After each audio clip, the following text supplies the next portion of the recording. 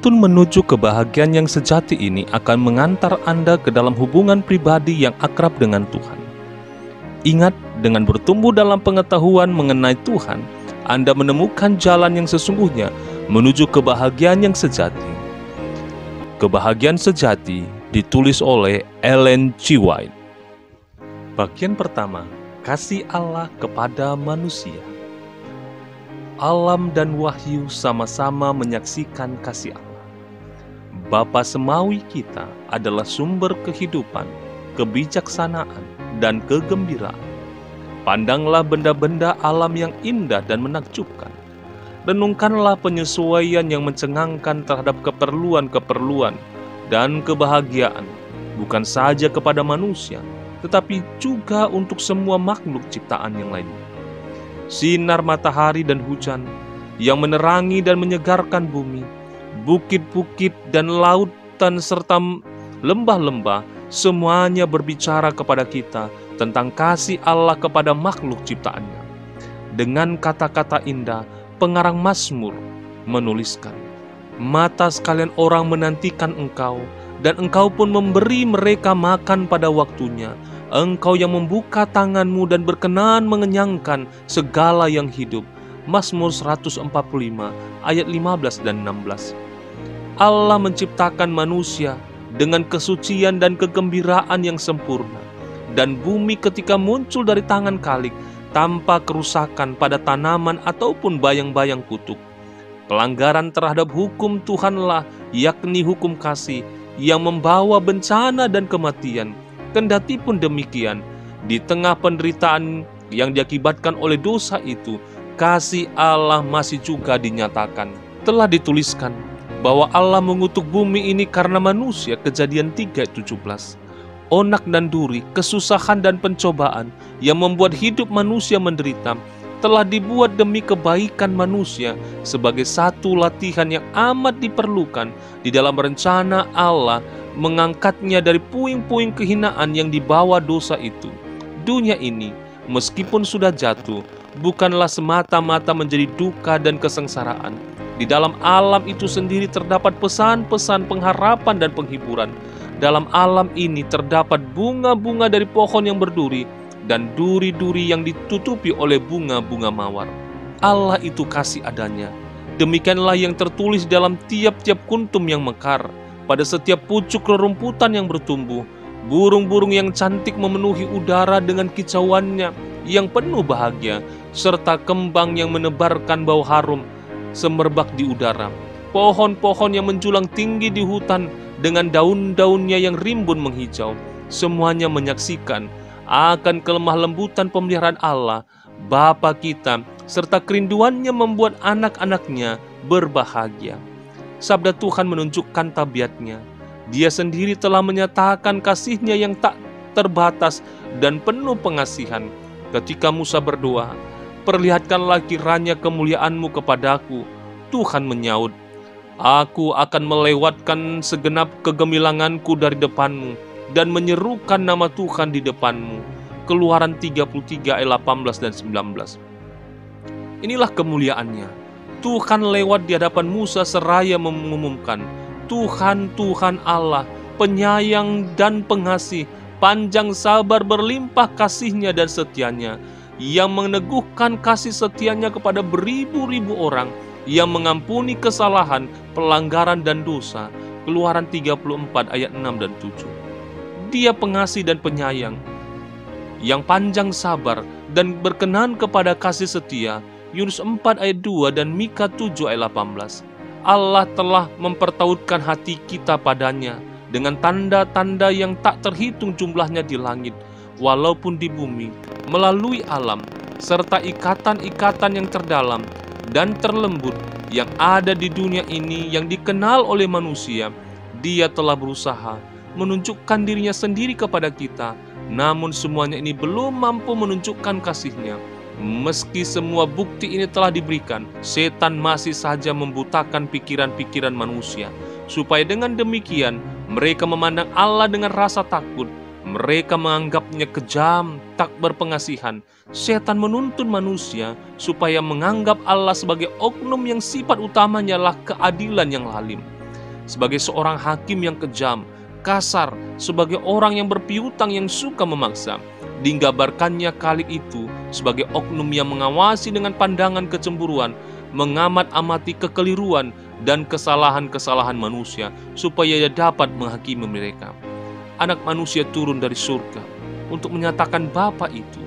Tidak seorang pun yang pernah melihat Allah, tetapi anak tunggal Allah yang ada di pangkuan Bapa, dialah yang menyatakannya. Yohanes 1:18. Tak seorang pun mengenal Bapa selain anak dan orang yang kepadanya anak itu berkenan menyatakannya. Matius 11:27. Ketika salah seorang dari murid-murid itu memohon, "Tunjukkanlah Bapa itu kepada kami." Yesus menjawab, "Telah sekian lama aku bersama-sama kamu, namun engkau tidak mengenal aku. Barang siapa telah melihat aku, ia telah melihat Bapa. Bagaimana engkau berkata, tunjukkanlah Bapa itu kepada kami?" Yohanes 14:8 dan 9. Dalam menggambarkan pekerjaannya di dunia ini, Yesus menyatakan bahwa Tuhan telah mengurapi aku untuk menyampaikan kabar baik kepada orang miskin, dan Ia telah mengutus aku untuk memberitakan pembebasan kepada orang-orang tawanan dan penglihatan bagi orang buta, membebaskan orang-orang yang tertindas. Lukas 4:18. Inilah pekerjaannya. Dia melakukan pekerjaan yang baik di mana-mana, serta menyembuhkan semua orang yang tertindas setan. Terdapat pula kampung-kampung di mana tiada erangan kesakitan di rumah manapun, karena Dia telah melaluinya, lalu menyembuhkan semua orang sakit yang ada di kampung-kampung itu. Pekerjaannya membuktikan bahwa Dia telah diurapi ilahi. Kasih, kemurahan, belas kasihan dinyatakan dalam setiap perbuatan hidupnya. Dia bersimpati pada anak-anak manusia.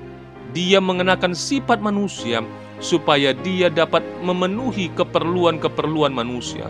Orang-orang yang paling miskin dan hina tidak takut mendekati Dia. Bahkan anak-anak kecil pun tertarik padanya. Anak-anak itu senang naik ke pangkuannya serta menatap wajahnya yang penuh pengasihan. Yesus tidak menyembunyikan sepatah pun daripada kebenaran itu, tetapi senantiasa mengucapkannya penuh kasih. Dia mempraktekkan akal budi yang terbesar dan penuh kebijaksanaan. Dengan perhatian yang lemah lembut dalam hubungannya dengan orang banyak, Dia tidak pernah kasar, juga tak mengucapkan sepatah kata yang kejam. Tidak pernah menyakiti jiwa orang yang peka dengan kesusahan. Dia tidak menghinakan kelemahan manusia. Diucapkannya kebenaran, namun senantiasa dalam suasana kasih. Dia mencela kemunafikan, kurang percaya, dan perbuatan jahat. Tetapi suaranya mengandung butir-butir air mata ketika Dia mengucapkan celaannya yang tajam. Dia mengasihi Yerusalem, kota yang disayanginya, yang telah menolaknya, jalan kebenaran dan hidup. Mereka menolak juru selamat, namun Dia memandangnya dengan haru dan kelembutan. Hidupnya adalah kehidupan yang penuh menyenangkan diri dan selalu memikirkan orang-orang lain. Tiap-tiap jiwa berharga di matanya. Walaupun Dia mengenakan pada dirinya sendiri kebesaran Allah, Dia berlaku lemah lembut kepada tiap-tiap anggota keluarga Allah. Pada setiap manusia, Dia melihat jiwa-jiwa yang telah jatuh, yang merupakan tugasnya untuk menyelamatkannya. Demikianlah sifat Kristus sebagaimana yang dinyatakan di dalam hidupnya. Ini adalah sifat Allah. Dari hati Allah Bapa itulah arus kasih sayang ilahinya, yang dinyatakan dalam Kristus mengalir kepada anak-anak manusia. Yesus yang penuh belas kasihan, Juru Selamat yang penuh kasihan, adalah Allah yang dinyatakan di dalam tubuh manusia. 1 Timotius 3:16. Kristus hidup dan mati untuk menebus kita. Dia menjadi seorang yang kena sengsara, supaya kita dapat turut ambil bagian dalam rahmat dan kegembiraan yang kekal itu.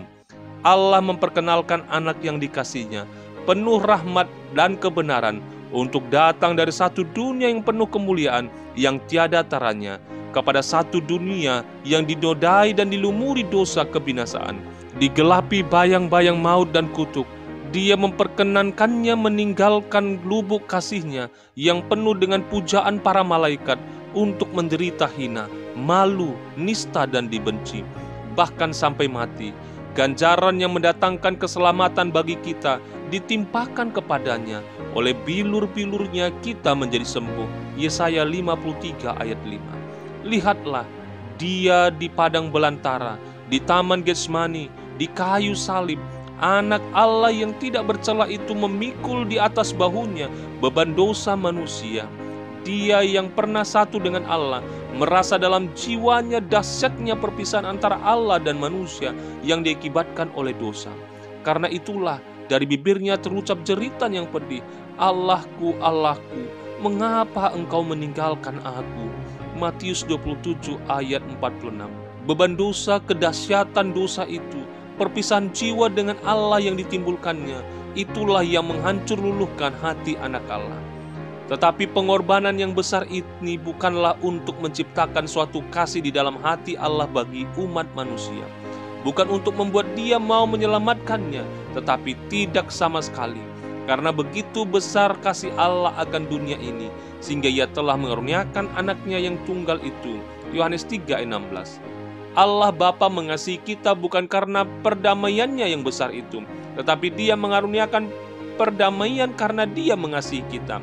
Kristus adalah pengantara, melalui mana dapat dicurahkan kasih-Nya yang tiada batasnya itu kepada dunia yang telah jatuh ke dalam dosa. Sebab Allah mendamaikan dunia dengan dirinya oleh Kristus. 2 Korintus 5 ayat 19.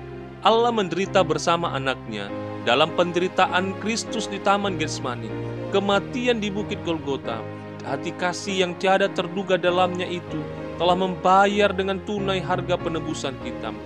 Kata Yesus, Bapa mengasihi aku, oleh karena aku memberikan nyawaku untuk menerimanya kembali. Yohanes 10 ayat 7. Yang berarti, Bapakku mengasihi engkau, tetapi dia amat mengasihi aku, karena aku telah menyerahkan nyawaku untuk menebus engkau, dalam hal menjadi pengganti dan jaminanmu. Dengan menyerahkan nyawaku, dengan memikul segala kesalahanmu, pelanggaran-pelanggaranmu, Allah dapatlah adil, juga pembenar orang-orang percaya di dalam Yesus.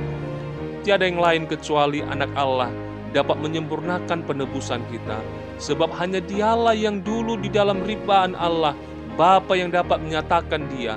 Hanya Dia yang mengetahui tinggi dan dalamnya kasih Allah, mampu menyelamatkannya. Tidak kurang dari pengorbanan yang tiada batasnya yang dibuat Kristus untuk manusia yang telah jatuh ke dalam dosa, dapat menyatakan kasih Bapa terhadap manusia yang sudah hilang. Karena begitu besarnya kasih Allah akan dunia ini, sehingga telah mengaruniakan anaknya yang tunggal itu. Dia mengaruniakannya bukan saja supaya hidup di antara manusia, untuk menanggung segala dosa-dosa mereka dan mati sebagai korban mereka. Dia mengaruniakannya kepada bangsa yang sudah berdosa. Kristus harus menyatakan dirinya sendiri dengan kepentingan-kepentingan serta keperluan-keperluan umat manusia. Dia yang pernah satu dengan Allah telah menghubungkan dirinya sendiri dengan anak-anak manusia dengan ikatan yang tiada akan pernah dapat diputuskan. Yesus tidak malu menyebut mereka saudara. Ibrani 2:11. Dialah korban kita, pengacara kita, saudara kita, mengenakan bentuk keadaan manusia di hadapan tahta Allah Bapa, dan sepanjang zaman kekekalan satu dengan bangsa yang telah ditebusnya, anak manusia. Semua ini dilakukan supaya manusia dapat diangkat dari puing-puing kebinasan dosa, agar dengan demikian manusia dapat memantulkan kasih Allah serta membagikan kegembiraan kesucian itu.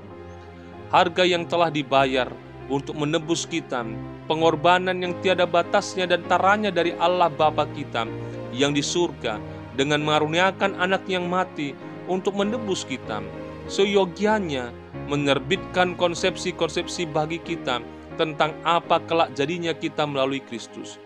Ketika Rasul Yohanes yang diberi wahyu menatap tinggi, dalam dan luasnya kasih Allah Bapa terhadap umat manusia yang telah berdosa, hatinya dipenuhi puji dan hormat. Lalu karena ketidakberhasilan menemukan bahasa yang mampu menyatakan kebesaran dan kelemah lembutan kasih, dia hanya mengajak dunia supaya menatapnya. Lihatlah betapa besarnya kasih yang dikaruniakan Bapa kepada kita, sehingga kita disebut anak-anak Allah. 1 Yohanes 3:1. Betapa ayat ini memberikan nilai kepada manusia. Akibat pelanggaran, anak-anak manusia menjadi milik setan. Oleh iman di dalam korban grafirat Kristus, anak-anak Adam dapat menjadi anak-anak Allah. Dengan mengenakan keadaan manusia, Kristus meninggikan manusia yang sudah jatuh ditempatkan melalui hubungan-hubungan dengan Kristus, di mana mereka sesungguhnya layak disebut anak-anak Allah. Kasih demikian tiada bandingannya. Menjadi anak-anak surga, janji yang amat mulia, inti yang paling perlu untuk direnungkan. Kasih Allah yang tiada taranya bagi satu dunia yang tidak mengasihinya. Pikirkan ini, mempunyai satu kuasa yang menaklukkan jiwa dan membawa pikiran takluk kepada kehendak Allah. Semakin kita mempelajari sifat Allah di dalam terang salib itu, semakin kita melihat kemurahan, kelemah lembutan, kemampuan yang dipadukan dengan keadilan, dan semakin jelas pula kita perhatikan bukti-bukti kasih yang tak terbatas dan tiada taranya, serta belas kasihan yang penuh kelemah lembutan, melebihi kasih seorang ibu terhadap anaknya yang tersesat.